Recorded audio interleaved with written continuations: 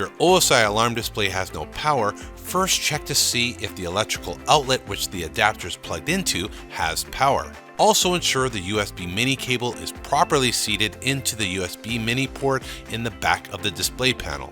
If the OSI alarm panel still has no power, the power adapter may possibly be damaged or defective. In order to do a test as well as resolve this issue, replace the OSI power adapter with your smartphone adapter. Smartphone adapters are typically 5V 2A, the same specs required for your OSI 4G alarm display.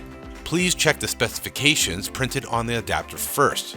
If the alarm display works after using the smartphone adapter and your OSI alarm system is still under 1-year warranty, please contact OSI Go Direct to have your power adapter replaced.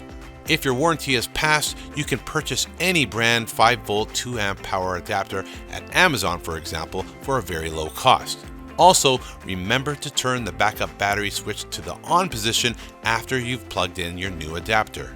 If you've tried all of these steps and the OSI alarm display still has no power, please contact OSI Go Direct for further assistance.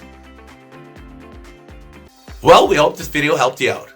All the products you see here are available on Amazon.com and Amazon.ca. If you have any questions, please don't hesitate to leave your question below and we'll be sure to answer it as soon as possible. My name is Brandon Paris and thank you for watching.